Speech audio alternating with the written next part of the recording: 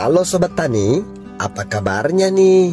Hari ini kita akan mengajak Sobat Tani semua berkunjung ke perkebunan sawit di Kelurahan Sungai Pagar, Kecamatan Kampar Kiri Hilir, Kabupaten Kampar Riau. Perkebunan kelapa sawit adalah salah satu sektor pertanian yang penting di Indonesia. Kelapa sawit merupakan tanaman yang sangat produktif dan menghasilkan minyak kelapa sawit yang digunakan dalam berbagai industri seperti makanan, kosmetik, dan bahan bakar. Di daerah Sungai Pagar yang berjarak sekitar 40 km dari kota Pekanbaru atau 1 jam 30 menit perjalanan, merupakan salah satu daerah penghasil kelapa sawit. Dan kebetulan kita mendapat undangan dari Pak Abner Johan Silalahi, pemilik kebun yang akan memberikan kita edukasi bagaimana merawat tanaman kelapa sawit yang benar dengan menggunakan pupuk-pupuk berbahan organik.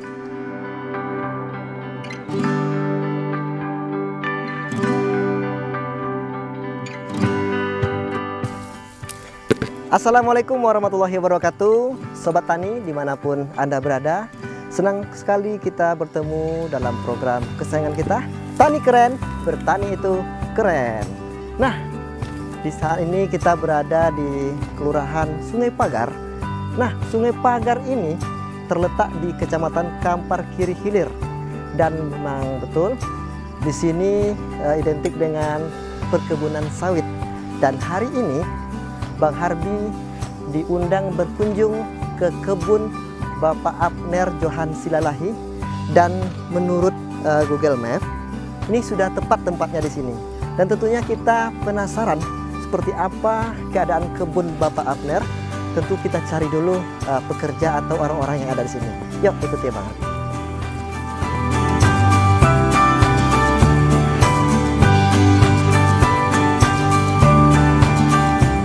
Sobat Tani, ini sepertinya ada aktivitas lagi pembersihan ya. Halo Bang, Assalamualaikum. Waalaikumsalam. Dengan Abang siapa Bang? Pak Andre. Pak Andre, saya Harbi dari Tani Keren Riau TV. Jadi nih saya melihat Google Map, sepertinya ini yang di-share oleh Bapak Abner. Apakah benar ini kebunnya Pak Abner Johan Silalahi? Ya betul. Betul ya. Kalau Bapak siapanya Pak? Saya asistennya. Oh, asistennya. Jadi Sobat Tani, ini merupakan pekerja atau asisten daripada kebun Pak Abner Pak ya. Ini lagi proses ngapa nih Pak? Ini lagi apa? Kita lagi nunas, pruning. Oh, lagi nunas ya. Kebunnya lumayan juga Pak. Boleh antarkan kita sambil jalan-jalan kita ke dalam atau mana Pak? Jauh lagi Pak? Agak apa sedikit lagi lah ke dalam. Oke Pak, boleh Pak sambil jalan-jalan sambil bisa bincang Pak ya. Pak Andre. Iya Pak. Ini bekerja di sini dengan lahan yang cukup luas, ini sudah berapa lama nih Pak? Ini sudah 4 tahun. 4 tahun ya Pak ya? Iya. Dengan usia kebun ini sawitnya udah berapa tahun Pak? Pas sudah 4 tahun juga. Oh, berarti dari awal pemajakan dari lahan ini Bapak sudah mulai di sini Pak ya? Iya Pak. Kalau untuk yang di sini, ini kan apakah ditinggalkan begitu saja kebunnya itu atau ada yang nunggu Pak? Ada Pak. Ada, Bapak nunggu, bukan? Iya, saya menunggu ya juga. Oh, jadi Bapak warga sini? Iya, warga sini. Pak ya. Jadi Pak Abner tuh tinggalnya di mana? Di Pekanbaru. Oh, bukan di sini Pak ya. Berarti Bukan. Bapak dipercayalah Bapak untuk menjadi pemimpin lah ya, mandor ya di di perkebunan ini Pak ya. Iya Pak. Berarti Pak Abner tuh baik ya Pak ya. Oh, kalau Pak Abner itu memang sangat baik sekali Pak. Jadi Sobat Tani, kita akan bertemu langsung nantinya dengan Bapak Abner Johan Silalahi ya. Dan kebetulan Bapak tuh udah ada sini atau masih di perjalanan Pak? Oh, udah ada di sini. Sudah ada sini, sudah Iya. nunggu ya. Tadi via telepon kata Pak Abner tuh meskipun pemupukan masih lama, tapi spesial untuk tim Tani Keren hari ini kita adakan juga pemupukan katanya, memberikan contoh kepada Sobat Tani di rumah katanya. Dan juga ada tadi 1 batang atau 2 batang pokok yang belum panen, nanti bisa juga kita praktekkan pemanenan kata Pak Abner tadi. Ya Pak, ada juga mau dipanennya. Iya. Wah, ini ada apa ya? Ada pondok-pondokan ya Pak ya? Lebih lanjutnya kita apakan sama-sama Pak Abnernya punya lahan. Oh iya. Ini lebih lanjutnya ini adalah Oh, ini Bapak Abnernya. yang punya lahan. Halo Pak, selamat pagi Pak Abner ya. Selamat pagi Pak. Oh, Harbi. ini Pak Abner ya. Iya Pak. Jadi biasa kita Salam kenal. via telepon, sekarang bisa berjumpa langsung. Salam Ini lagi kenal. ngapain nih Pak? Lagi biasa Pak, ngamati bagaimana tentang buah yang kita panen, Iya. varietasnya bagaimana. gitu. Wah, jadi nanti sobat tani di rumah tentunya masih penasaran ya Pak, seperti apa perkebunan sawit yang ada di sini, dan tentu pengen tahu juga tentang edukasi dari Pak Abner. Baik, Tapi sebelumnya kita saksikan dulu yang mau lewat ini.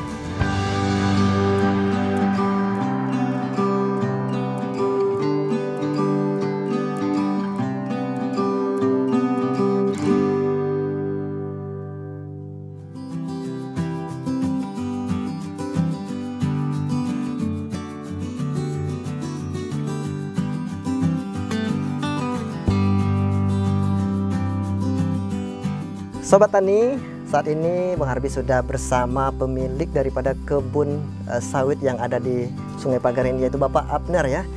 Pak Abner, jadi ini ada pertanyaan lah dari kami kan. Atau kita dulu boleh Pak? Baik, boleh Pak, silakan Pak. Jadi gini Pak, kenapa Bapak memilih berkebun sawit?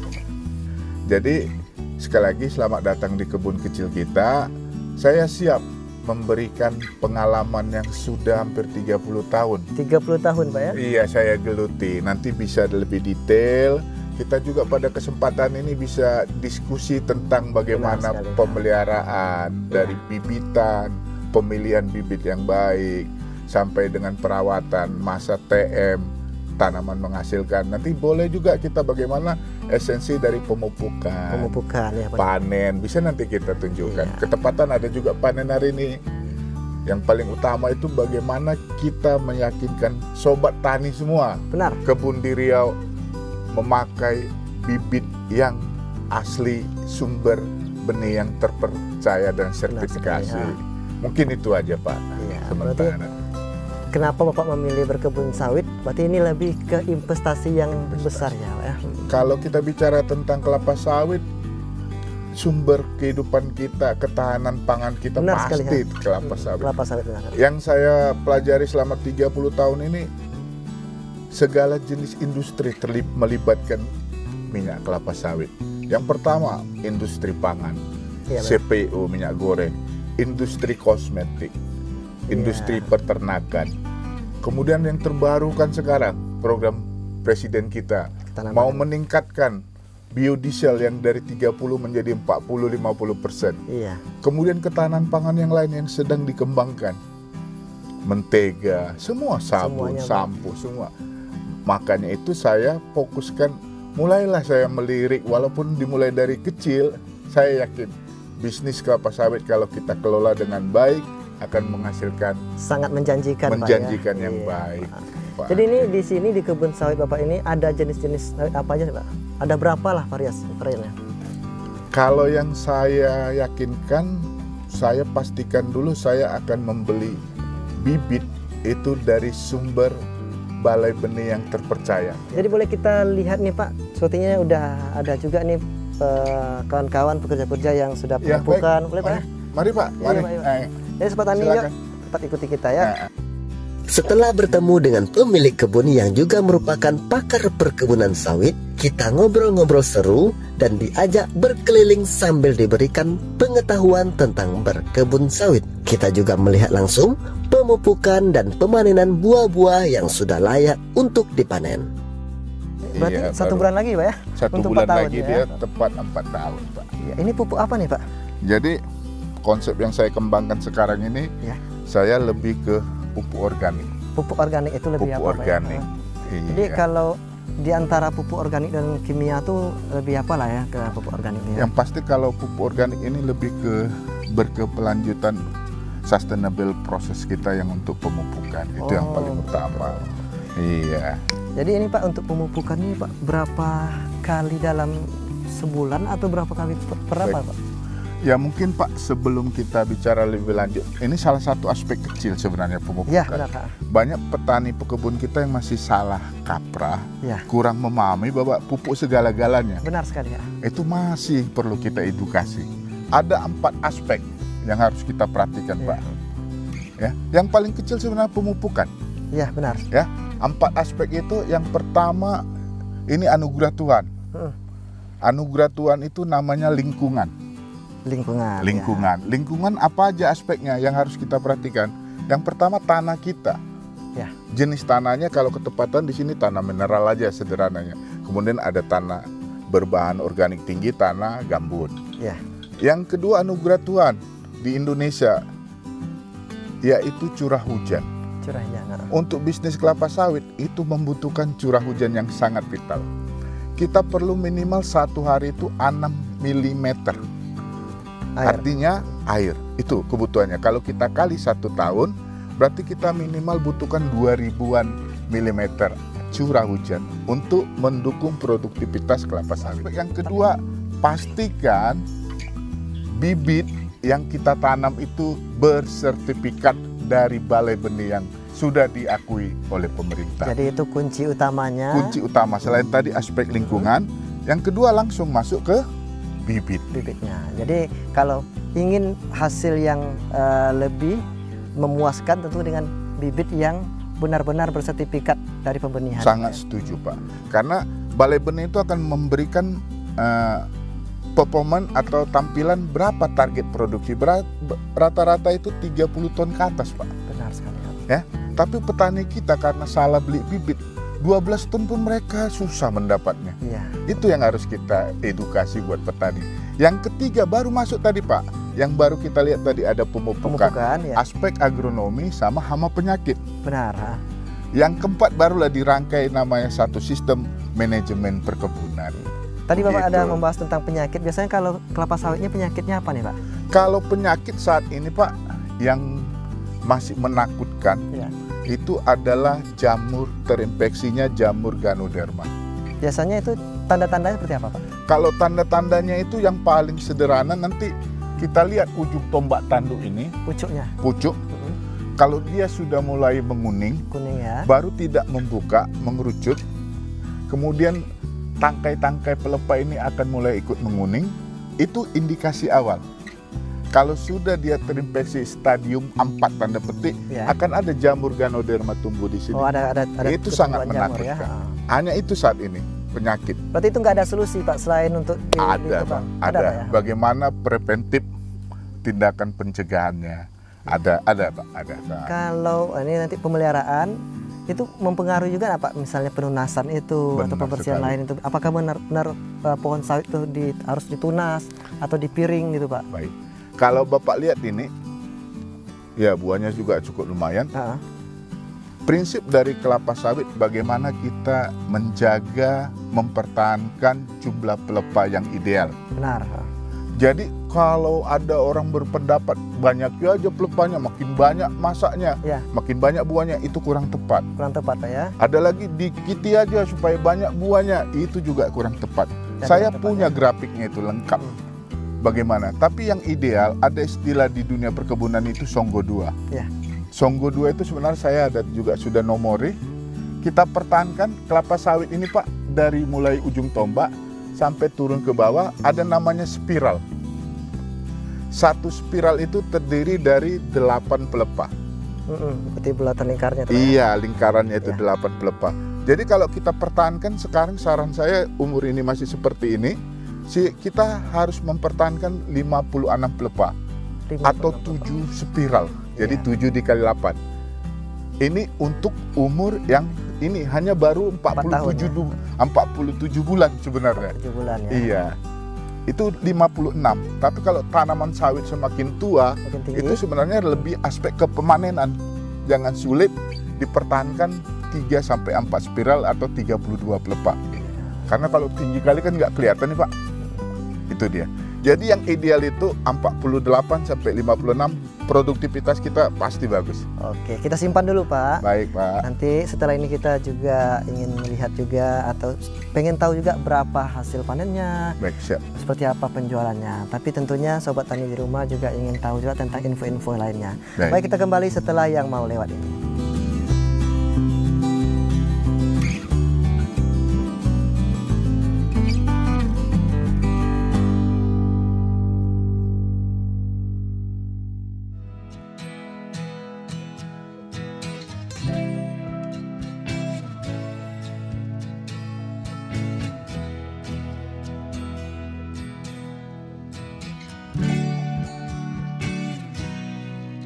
Nah, tadi Sobat Tani, Pak Arbi, itu yang saya katakan tadi, pertanyaan tentang Pemupukan pupuk tadi. kotoran hewan langsung.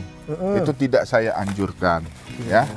Ya memang seperti ini. Oh, kalau ini apa aja nih Pak? Ini pupuk organik, pupuk kotoran hewan pun bisa, dari kambing, dari ayam, dari sapi.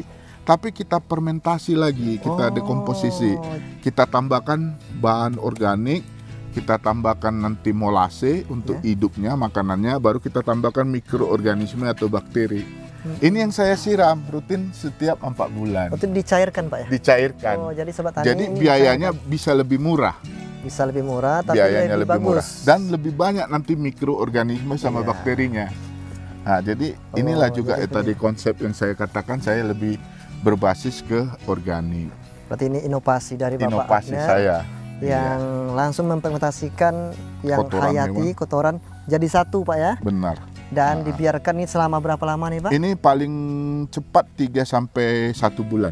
3 minggu, sorry. 3 minggu sampai 4 minggu. 4 minggu. Ya, atau 1 bulan. Jadi itu bisa diaplikasikan melalui penyiraman. Pak, ya? Penyiraman nanti kasih 1 liter atau 2 liter. Iya. Itu tadi yang saya lanjutkan tadi yang dari pertanyaan Sobat Tani tentang aplikasi. Jadi bertambah Boleh ilmu kita nih. lanjut? Boleh Pak. Ketepatan saya lihat ada kita lagi panen juga supaya dapat ini. Jadi untuk pemanenan juga ada tipnya. ada tipnya. Sebenarnya yang paling bagus itu kita harus memiliki standar panen yang baik. Derajat kemasakannya, kematangan buah itu harus sempurna. Yang paling sederhana menandakan buah yang sudah sempurna matang itu kita lihat sudah ada brondolan di bawah. Jadi Sobat Tani, cara menandakan buah yang layak panen itu harus ada brondolan di bawah. Jadi tidak sembarangan itu, supaya nanti rendemennya itu berjalan secara bagus. Artinya capaian rendemennya tinggi di PKS. Itu yang disukai PKS. Kita kan jual masih TBS. Iya. Jadi PKS nanti bisa menghargai sawit kita lebih mahal dari yang kalau kita kirim buah yang tidak matang. Silakan. Ini sudah memenuhi syarat Pak ya? Sudah, kita lihat brondolannya 5 di bawah baru kita panen. Ini rendah juga nih apa ya buahnya ini. Iya. Oke.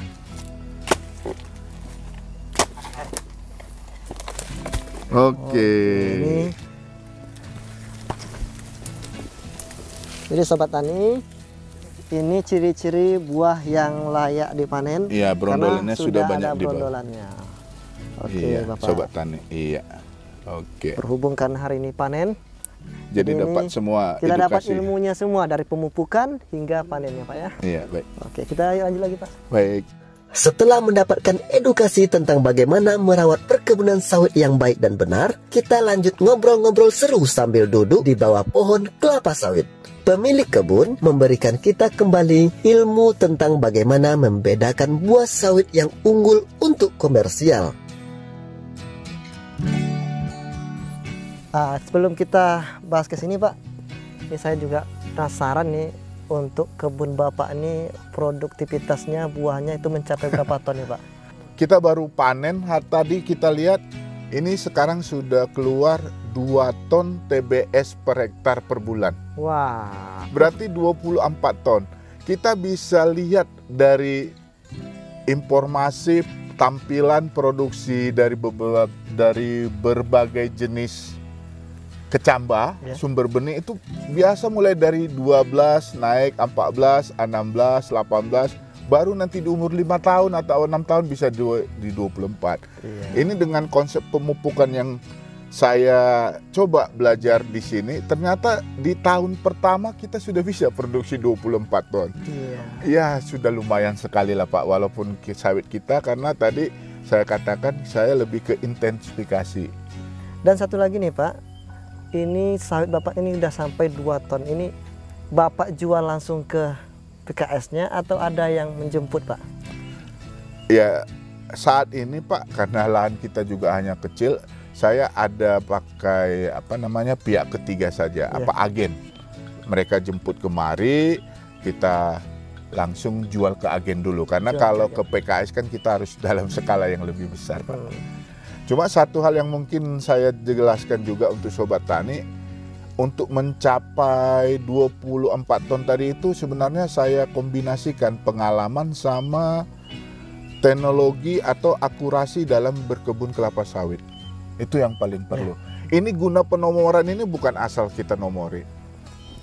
Kita mau sama seperti tubuh kita, sama seperti badan kita Pak Arbi, Sobat Tani, kita harus diagnosa, analisa apakah sawit kita ini sehat atau tidak secara nutrisi. Ya, berarti ini ada manfaatnya Ini Pak, kita ya? manfaatkan. Itu ya satu. Kita ambil sampel daun ini nanti kita analisa apakah nutrisi kita ini sudah level yang optimum atau masih kurang, sangat defisiensi atau tinggi. Jadi dari hasil analisa laboratorium daun, tanah, kita buat asesmen, perkiraan, rekomendasi pupuk yang sesuai dengan hasil analisa. Oh begitu. Itu. Dan ini Pak, boleh Bapak sampaikan kepada Sobat Tani di rumah, tips Bapak awal misalnya caranya, ada yang dari Sobat Tani di rumah yang pemula yang ingin membuka lahan sawit, seperti apa ini Pak cara awalnya, maksudnya tuh langkah-langkah pertama seperti apa, terus pesan Bapak juga kepada Sobat Tani di rumah seperti apa? Baik. Sebelum ke situ mungkin ada satu hal juga Sobat Tani. Boleh Pak. Tentang tadi yang kedua itu pemupukan. Nah. Kita juga harus pastikan bahwa pupuk yang kita beli, pupuk yang kita tabur itu adalah asli Pak. Ah ya Pak, boleh Pak. Ketepatan saya juga mengembangkan usaha laboratorium murni untuk membantu petani pekebun supaya jangan tertipu sama oknum-oknum nakal.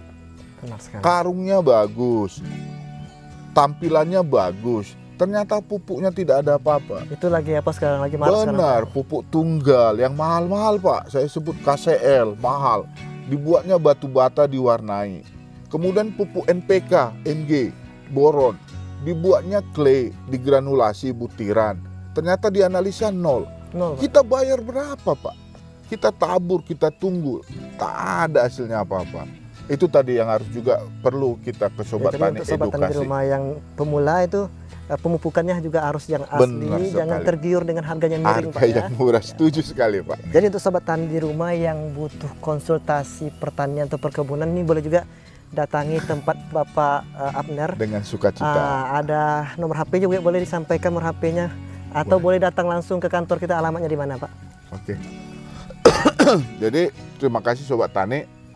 Saya sangat bersukacita. Malah saya informasikan di sini Sobat Tani. Ya. Bila ada ingin berdiskusi lebih lanjut, kelompok tani atau apa, silakan bisa menghubungi saya. Bisa menghubungi, kita saling bertukar pikiran. Benar. Bagaimana konsep teknis agriculture yang bagus. Jadi bisa juga menghubungi saya melalui di handphone juga boleh. Saya boleh share di sini. Boleh, silakan Pak. Ya, di 081 262 01 931. Kalau untuk alamat laboratorium kita di Jalan Soekarno-Hatta nomor 488 Pekanbaru atau Arengka 1 lebih Langsung tepatnya. berjumpa dengan Bapak Abner. Boleh Bapak langsung lagi. jumpa. Di situ kita bisa diskusi lebih lanjut supaya nanti saya bukan kembali lagi apa yang sudah saya jalani selama 4 tahun ini Ya. bisa diikuti untuk yang baik. Karena diskusi di sini tentu kita masih singkat, jadi kalau untuk yang lebih lamanya boleh langsung mendatangi tempat Bapak atau hubungi Bapak ya Pak ya. Bisa Pak. Dan ternyata silakan. Pak Abner, ini merupakan sesi kita yang terakhir pula. Baik, makasih. Tentunya kita sudah tadi berkeliling-keliling di kebun Bapak, sudah melakukan pemupukan, pemanenan. Tentunya Sobat Tani di rumah sudah mendapatkan sedikit lah edukasi, tapi ini sangat bermanfaat Pak. Baik Pak, makasih. Tapi Pak, sebelum kita tutup Pak, kita ada slogan. Siap, Kalau saya nanti teriak tani keren, tani keren. nanti kita jawab sama-sama, bertani itu keren. Nah, bertani. Oke Pak ya. Oke, berarti saya mengikuti bertani itu keren. Bertani Memang itu pasti keren. Iya. Jadi Sobat Tani yang ada di rumah, tetap saksikan selalu program kesayangan kita untuk mendapatkan edukasi-edukasi yang baru. Bersama Tani Keren, Bertani itu keren.